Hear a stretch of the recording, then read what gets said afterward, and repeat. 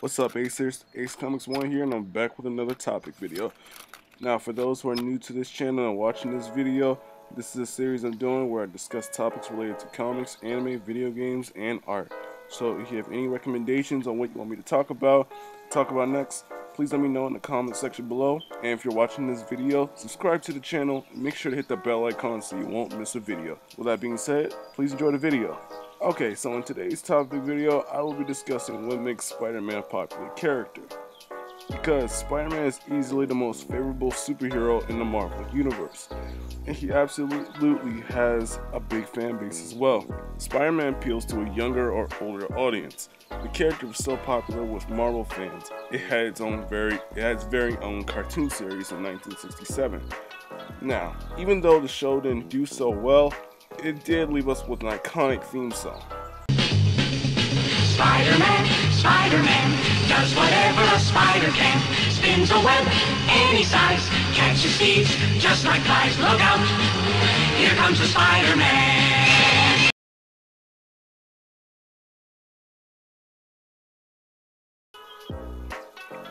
But that's not all. It eventually got the movie we all know and love, the Sam Raimi Spider-Man movies.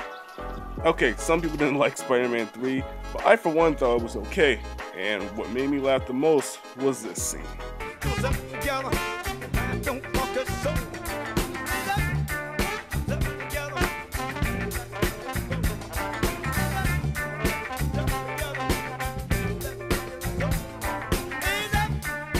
Spider-Man movie was trash though. And it doesn't stop there. It had several cartoon series, a very successful Spider-Man game for PS4, and had amazing reviews since it was licensed Spider-Man 2 game. In addition to that, it had its own art challenge called Spider-Zone. Great Scott! But the question remains, what makes him so popular? What makes him different from all of the other Marvel superheroes? Well, that's what you're here for, right?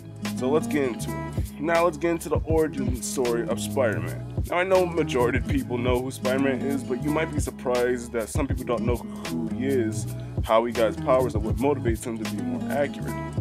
Spider-Man was created by Stan Lee and Steve Ditko in 1962, and his first appearance was in Amazing Fantasy number 15. Fun fact, did you know that Joe Simmons, the comic maker at the time for Marvel, during the character design process for Spider-Man, his first attempt to create the Spider-Man suit, he had a tight suit and had an underwear outside of the suit, and did not have the web patterns on it. Also, it was going to be a silver suit instead of his iconic red and blue color scheme of his suit.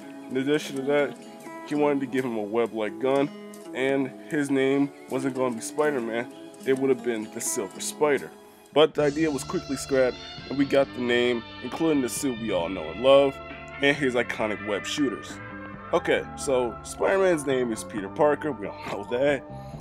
He's a high school student at Midtown High. In addition to that, he is an orphan. His parents died in a plane crash, and he was raised by his uncle and Aunt May. Now, he really didn't fit in with nobody because of the fact that he was a nerd, he was very shy, and he was always getting bullied, but he was really gifted with science. He was very smart. Fast forward, during his field trip to the science exhibit, one of the spiders that the scientists experimented on got away and landed on Peter Parker's arm and bit him. Peter immediately left the science exhibit, but he felt a little dizzy and then he wandered off in the middle of nowhere off the road. When an oncoming car was about to hit him, his senses went off and he jumped out the way. Then he ended up sticking to the walls. After he discovered his newfound powers, he decided to use it to win wrestling matches. After that, he was approached by a TV agent for late night television and told him to premiere on the TV show with the suit. After he got the TV show deal, Peter went back home. He created his own web. He created web fluids that would be called his web fluid. After the show, a mugger ran past Spider-Man, and the guard was wondering why didn't he stop him. It was simply because he was becoming arrogant due to his fame, and he only focused on himself. Also, he was self-absorbed. While he was walking back home, he saw police cars in front of his house, and when he saw his aunt cry and said that his uncle died from a mugger, After Peter heard the news, he was enraged, and he wanted to get to Robert before the cops for revenge. After he has encountered the mugger and removed his mask, he saw the guy from earlier. Peter was shocked and thought that he could have done something to prevent it. And then, like the most iconic line, he learned the lessons: with great power comes with great responsibility. Fun fact, did you know that Uncle Ben really didn't give Peter Parker the line, "with great power comes responsibility"?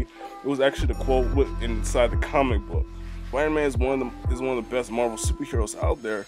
Is that he is relatable, because Peter goes through a lot of problems in his life when it's not crime fighting, such as school, talking to girls, maintaining a job. In addition to that, he was the first teenage superhero to have his own standalone comic, because in 1963, most of the young superheroes were sidekicks at the time, and that was supported by big-time superheroes supporting them. For example, Captain America having Bucky Barnes as Captain America's sidekick, Aquaman's sidekick was Aqualad, also Batman's sidekick was, of course, Robin. To sum it all up, Spider-Man is a really complex character that won every comic book fan's hearts out there, and I get a feeling that the Spider-Man fan base will continue to grow for years to come. If you enjoyed this video, please leave a like, comment, subscribe, and share with friends and family about this page. Make sure to get my comic Cybercore, link is down below. Oh, and quick announcement, I will be doing topic videos every 2 weeks instead of every week. With that being said, I'm Ace, strive for greatness. See you next time. Peace.